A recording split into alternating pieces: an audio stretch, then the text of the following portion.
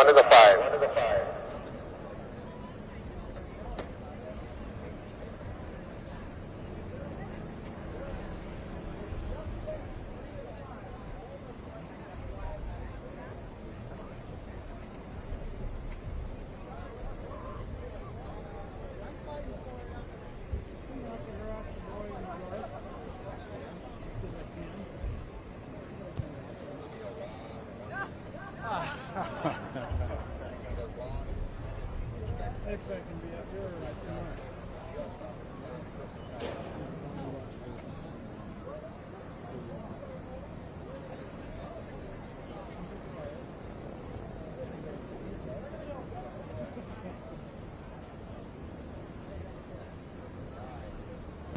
Seven, 6, 5, 4, 3, 2, 1.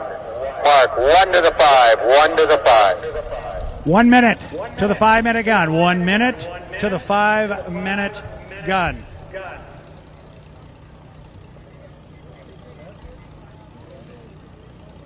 Eight 1 liters scheduled to come out. K. Brewer, I said it earlier today. I said it after their first heat. I'll say it again. My favorite line with 1 liters, the 1 liters never disappoint. No, we had a great race. For those that weren't here this morning for their first heat, a great race between Bobby King and Josh Culver. Unfortunately, both jumped the gun running for fun. 15 seconds to the 5 minute mark. 9, 8, 7, 6, 5, 4, 3, 2, 1. Mark. 5 minutes, green flag on the race course. Sorry about that, K. Brewer. Let's take a look at the boats that will run in Heat 2 for the 1 liters. Y number 30, it's an all-red boat driven by David Hale. He will be out in this heat. The Y52, the white and red boat of Sean Boucher. As a lot of noise comes out behind.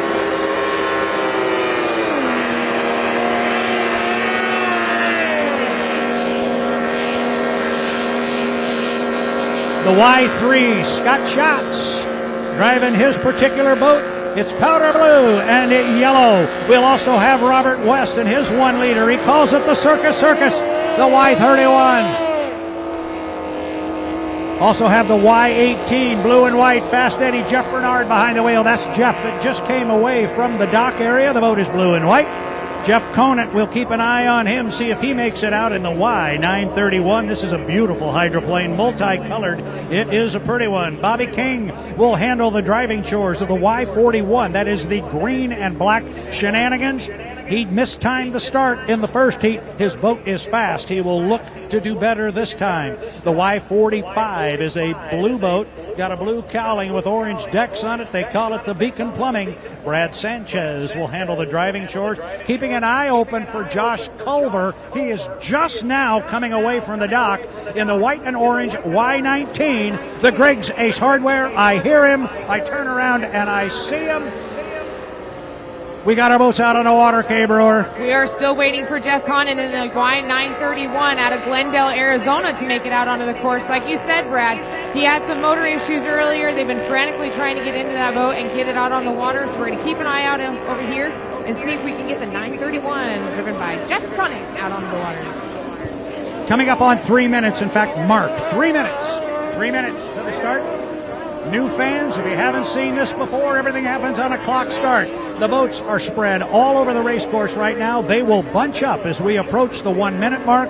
The idea is in 2 minutes and 45 seconds and counting, put your boat on the start-finish line at the moment the clock strikes 0 and have a lot of boat speed. Otherwise, you're going to get left behind, or as we saw in the last heat, Kay, you get across that line early, you get a 1 minute penalty. Exactly. These boats are only just over 13 feet long, and they're going to be seeing speeds of over 100 to 110 miles per hour. Drivers are strapped into the cockpit of these boats.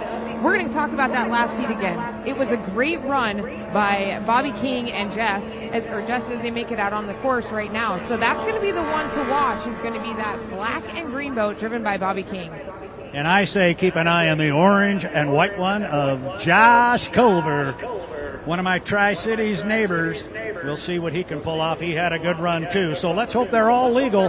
This could be a very, very competitive heat. You see a boat cutting the race course there from the back stretch to the front stretch. In fact, you see a second boat, now a third boat. That is a legal maneuver. You can cut the race course from the back stretch to the front stretch. Okay, that one's all legal. It's all about putting your position on the race course at a specific time. We're at 1:33. Exactly. This is called their milling session. This is when they're getting comfortable with the course. They're doing one last strap-in of these 5-point harnesses in these 1 liters. They all have their own timing points of where they want to be exactly when that clock hits 0. So everybody out here, you're going to see how they're starting to make their way down the back stretch for the score-up buoy. Coming up on 1:15. That's the score-up buoy, I believe, which was the exit pin of turn 2. Coming up on a countdown to the 1 minute mark. 4, 3, 2, 1, mark. 1 minute. Looks like Jeff Connon unable to make it out for the call for that start in that 9:31, unfortunately, but we have more racing going on this weekend. But Brad, let's put our eyes back out onto the water as our drivers start to make their way to the start-finish line. They are beginning to bunch up here. We got boats already up at the top end of the race course. Where is Jeff Bernard? There he is. Jeff Bernard is the second boat to get into the corner. He is back a ways right now, but just to his outside and on his right, that is going to be the Shenanigans. That is going to be Bobby King. That is Bobby King in the green and black Shenanigans. Thank you, Kay Brewer. We got one boat that's really early for the start. That's RJ West out of Manteca, California. 15. Never driven this boat, but it's going to be interesting to see because, Brad, give him the countdown. We are 10 seconds away from the start. We do have a boat up there early, and you see the field catching up to him. We are 5, 4, 3, 2, 1. Mark, and we are racing in the second heat of 1 liters here. Running hard down into the lower corner. We're going to have to pick him out, and it is Bernard is in second place on the inside. Look at Jeff Bernard gobble up the field.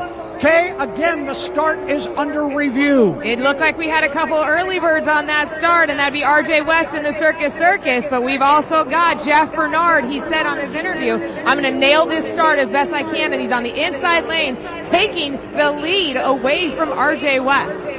Yeah, RJ West is on the outside. Now he moves out even wider, and it is all Jeff Bernard out by over a full rooster tail already. RJ West is losing power coming up the backstretch. RJ West is in second. We've got Josh Culver losing power. We got a couple of our boats starting to slow down. There's still a green flag out on the course. We have a red flag on the race course. Red flag on the race course. All right, looks like we might have an incident that came out of turn number 1 of the exit buoy. So that's what we're going to keep our eyes out on and see what happened. We will monitor the official radio, see if we can understand what happened, but that was the boats losing power, Kay. They weren't losing power. They were getting the same message at the moment we were, that there was a red flag. That means shut your boat down immediately. Well, you said the start was under review, so that might be a lucky card for a couple of our drivers that might have jumped the gun because we're going to do a restart of this. So we're going to have to wait and see. We'll wait for the officials to give us a report on exactly what happened coming out of turn number 1. So we will not try and speculate what happened because, quite candidly, I didn't see it. Our eyes were on the leaders as they came up here, but something happened at the exit to turn 1 that necessitated a red flag, and a red flag means shut them down. Shut them all off right now, wherever you are. That's why the boats are spread all over the race course right now. You see some canopies are up. I want to thank right now our race rescue team. They were quick to get onto that incident. We want to thank them for all the hard work that they do. My goal, Brad, is every weekend to keep their feet dry, and unfortunately we've had a couple boats that have been going under power, caught on fire. We've kind of kept them busy this weekend, but once again I want to thank all of our race rescue volunteers out there on the course. Yeah, our safety and rescue personnel are absolutely some of the best, and they work hard at it. They don't just volunteer for this and then come down and get in the boat and go, all right, what do you want me to do? No. This is very, very important. They practice at it. They take pride in what they do.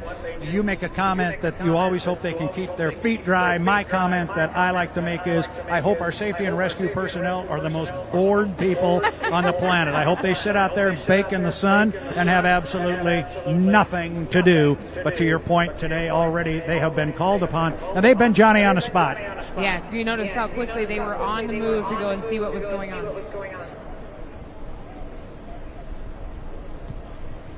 All right, so we haven't yet caught